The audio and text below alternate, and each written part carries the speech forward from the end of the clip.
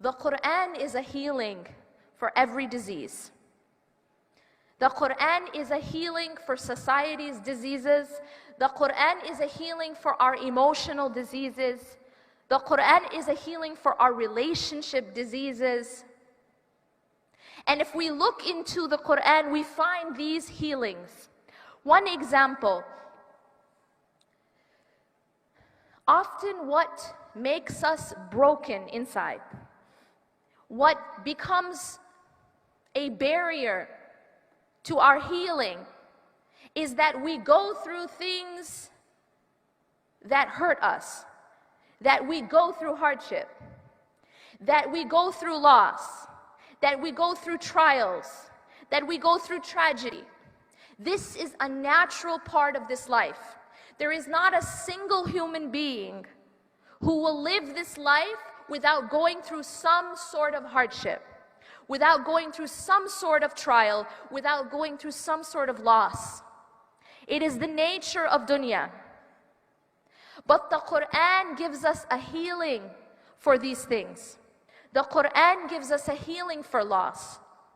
The Quran gives us a healing for hardship. You know why? Because Allah subhanahu wa ta'ala tells us, عَسَىٰ أَن تَكْرَهُ شَيْئًا وَهُوَ خَيْرٌ لَكُمْ. It may be that you hate something and it is good for you. And so Allah subhanahu wa ta'ala, through the Quran, has given us a completely different lens to see the world. Now all of a sudden, those things that we thought were bad for us, we realize that in fact, they could be good for us.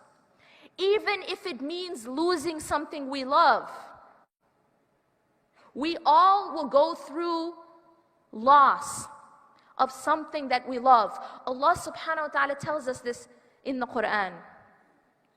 وَلَنَبْلُوَنَّكُمْ بِشَيْءٍ مِّنَ الْخَوْفِ وَالْجُوعِ وَنَقْصٍ مِّنَ الْأَمْوَالِ وَالْأَنفُسِ وَالثَّمَرَاتِ وَبَشِّرِ الصَّابِرِينَ. Allah tells us, Allah warns us, Allah prepares us. وَلَنَبْلُوَنَّكُمْ. We will indeed test you. Indeed. بِشَيْءٍ مِّنَ الْخَوْفِ. With something of fear. See, the fear that we experience in this life is only a glimpse of true fear. It's only a glimpse. It is just shay'un min al-khawf. It is just a piece, a bit of fear. Because real fear is when we are, wa'a'udhu billah, real fear is when a person is standing about to enter hellfire. That is real fear. Real fear is standing on the day of judgment bare. We in this life experience just a glimpse of what fear, of what real fear is like. Yes, we feel afraid in this life. Allah shows us just a little bit, a little glimpse of what fear is like. Real fear. And so He tells us, you will surely be tested. You know, if someone is warning you of something, clearly warning you, then how then can you be surprised when it happens? Right? Allah is warning us.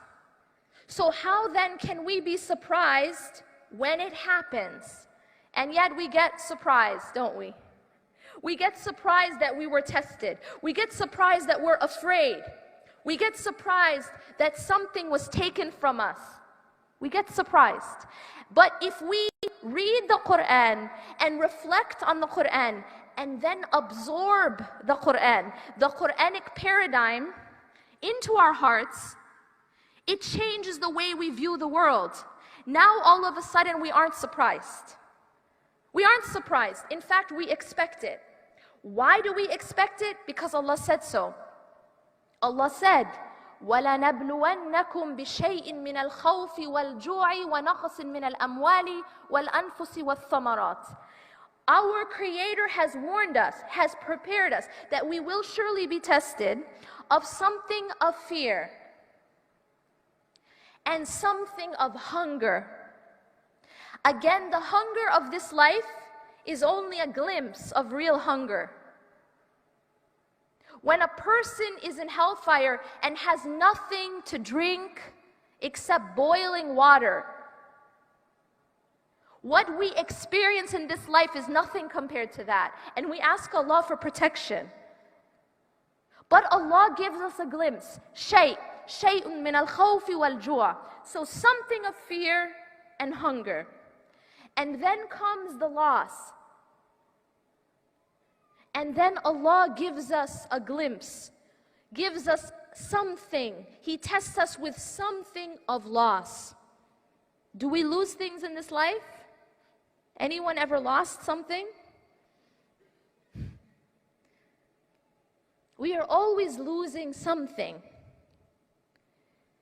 Allah subhanahu wa ta'ala tells us in Surah Al-Asr, Wal-Asr, He swears by time that innal insana lafi khusr, that indeed mankind is in a state of loss.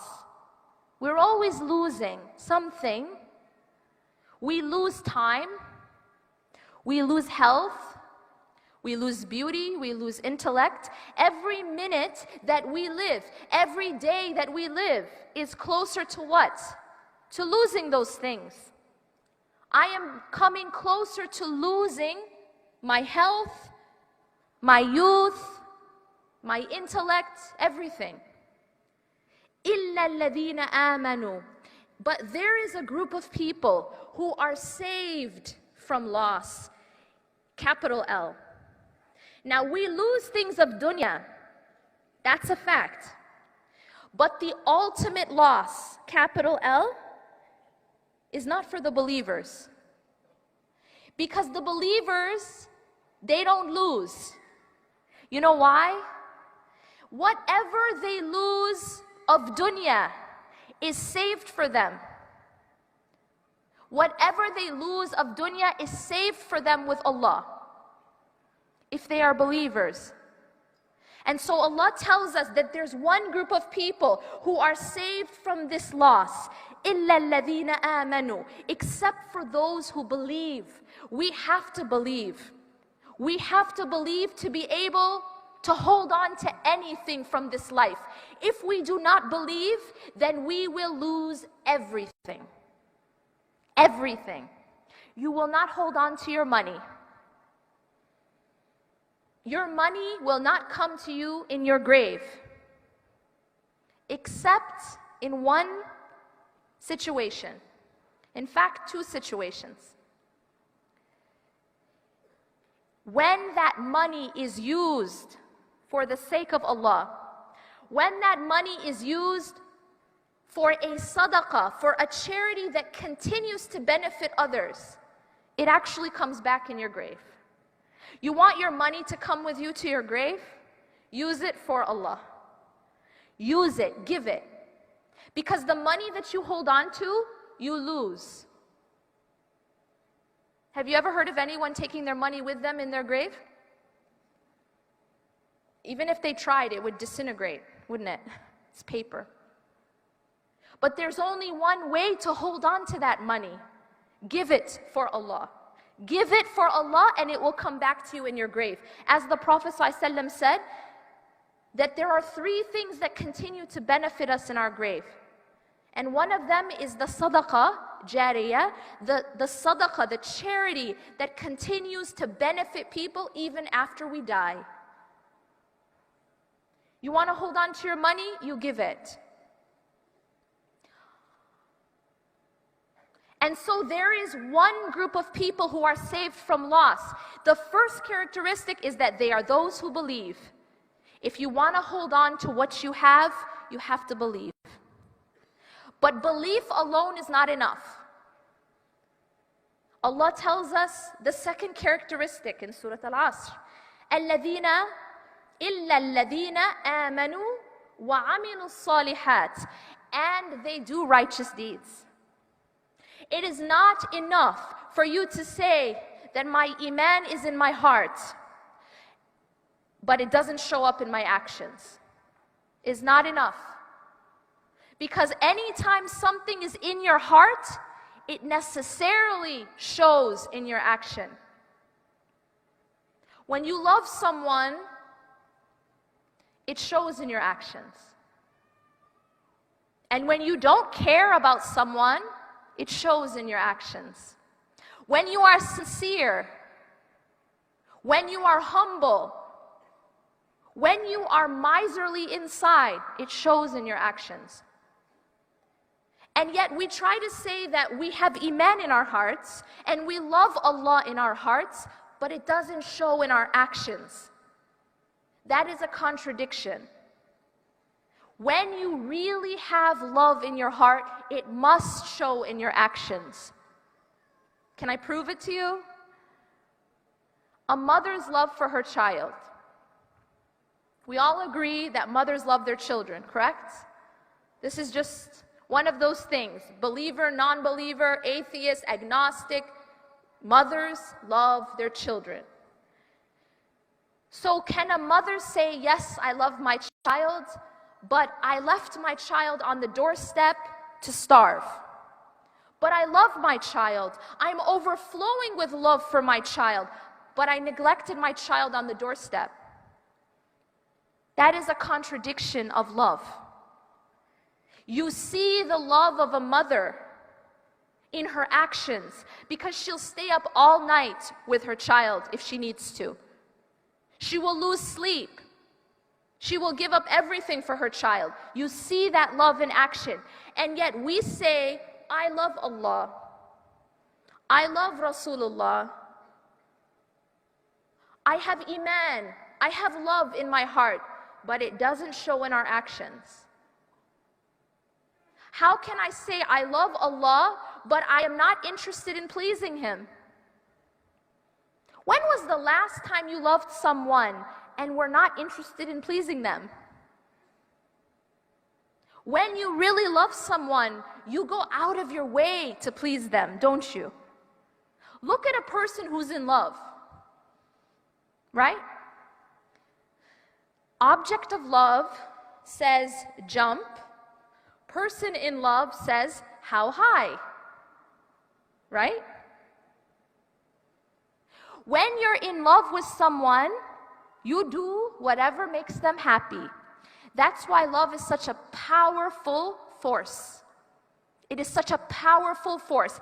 And that is exactly why we have to be so careful what we love most. Because whatever you and I love most becomes our master. It owns us. It owns us. We will give anything for the thing that we love most. That's why it's so dangerous to love money most. That's why it's so dangerous to love status most. That's why it's so dangerous to love the creation more than the Creator.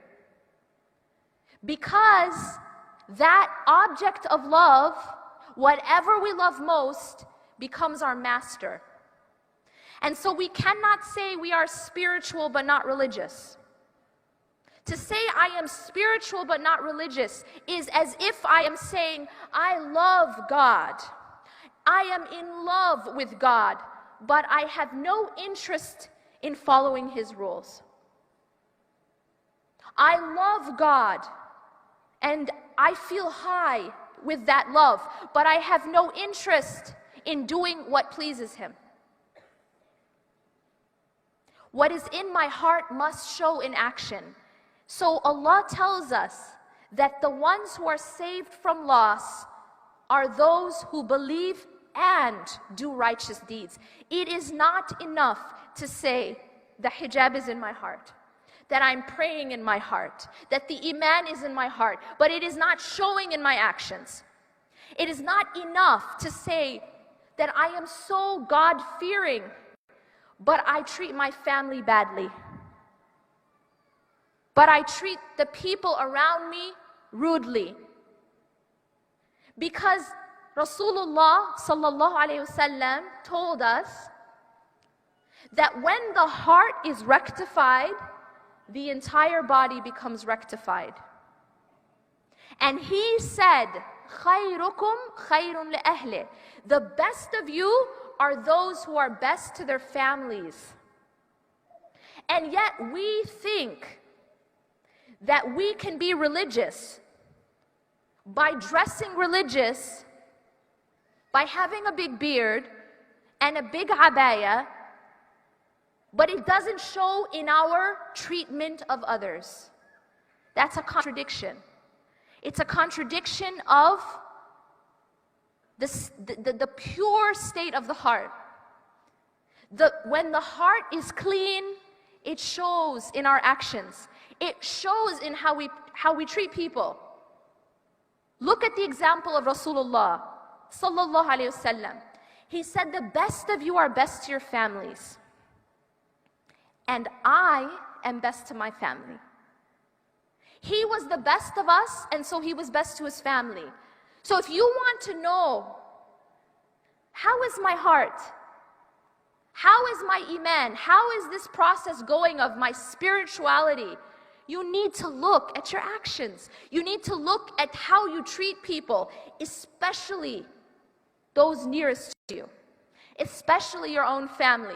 Why? Because this is what Rasulullah ﷺ said. He said, this is the gauge. You want to know the gauge of who are the best of you? Those who are best to their families. Not those who can be the best in public. Not those who can be the best only at the masjid, and when they come home, they're monsters. They give their best to the people, in public. They give their best to the people at work, to the people at the masjid. But as soon as they step home, that's when they give their worst. It's supposed to be that you give your best to your family. So this belief needs to be applied in action. And so Allah tells us, إِلَّا الَّذِينَ آمَنُوا وَعَمِلُوا الصَّالِحَاتِ وَتَوَاصَوْا بِالْحَقِّ وَتَوَاصَوْا بِالصَّبْرِ. The second part of this equation, how you and I can save ourselves from complete loss, is not only believing and then putting that belief into action, but we need to become a force of good for our families and our communities and our society. وَتَوَاصَوْا بِالْحَقِّ. That they enjoin one another to truth. We have to be a voice of truth. We have to be a people who stand up for justice. We don't just practice in our homes. We have to be a force in society for good and for truth. That's what tawasaw bil-haqqi means. It is not enough to just believe and do good deeds in your home and that's it. And you don't take a stand for your society and for your community and for your families and for other people. That's part of this process. So you need to be a force for good in society. Enjoin one another to truth. Care about people. Care about your society. And then finally, وَتَوَاصَوْا بِالْحَقِّ وَتَوَاصَوْا بِالصَّبْرِ. And they enjoin one another to patience. See, the thing is about this path, the path of faith and good deeds and enjoining one another to truth necessitates patience. It requires a huge amount of patience. You will not be able to be successful in the first three of these criteria, right? Belief, good work, good actions, and enjoining truth, and calling one another to truth. You will not be able to be successful in those three unless you have patience. A lot of patience. And enjoin patience, that we have to support each other in patience. Allah subhanahu wa ta'ala gives us this worldview. This is a healing, because when we read and internalize the Quran, we start to see our lives completely differently. We start to see our hardships completely differently. And we go back and we see that Allah has already prepared us, that Allah has already warned us that we will be tested, that we will be tested in something of fear and hunger and loss. What will we lose? شيء وَنَقْصٍ مِّنَ الْأَمْوَالِ وَالْأَنفُسِ وَالثَّمَرَاتِ, and loss of wealth, souls, and fruits of our labor, fruits of our toil. When you go through your life and you lose some money, the one who does not have the Islamic paradigm, does not have the Quranic paradigm, will say, why me? This isn't fair. The one who does not have this healing from the Quran will be shocked that they lost money and will be angry and may be absolutely devastated to the extent that they don't want to live anymore. There are people who end their lives because they lost money. This is an extreme. But this happened because there wasn't that understanding that Allah has already prepared us for. That there will be loss of wealth and souls. When we lose someone that we love, without this understanding that Allah has already prepared us, that Allah has already warned us, we might react with anger and devastation. And finally, loss in the fruits of our toil. Have you ever put in so much effort into something and gotten no results? Have you ever put in so much effort into something and it just didn't work out the way you wanted? I think it's happened to all of us. And so Allah is also telling us that you will be tested in that. You will be tested in the result not being the way you want. That the fruits of your toil, the fruits of your labor, the results, in other words, will be lost. This is a test. And then finally, Allah gives us some really great news. He says, وَبَشِّرِ الصَّابِرِينَ, and give glad tidings to those who have patience. Now, have you ever seen someone going through like a massive hardship and you go up to them and say, congratulations, brother, congratulations, sister? We don't usually do that, right? Doesn't usually work that way. But that's almost what the ayah is saying, isn't it? Allah is saying, وَبَشِّرِ الصَّابِرِينَ. He is saying that this is going to happen. You're going to be tested. You're going to go through hardship. And then after saying that, He says, give glad tidings to the patient ones. So He is saying that you go through these things, and He is saying glad tidings to you. We would never think this way without this Quranic healing. We would never see a hardship or a loss in wealth and people and results as something good. And yet Allah says, give glad tidings to the patient ones. So you see how it completely changes the way we understand the world and then the way we understand our lives. Then Allah tells us, who are these patient ones that He is congratulating? الَّذِينَ إِذَا أَصَابَتْهُمْ مُصِيبَةٌ قَالُوا إِنَّ لِلَّهِ وَإِنَّ إِلَيْهِ رَاجِعُونَ. You want to be among those people who Allah is giving glad tidings to? Then do this.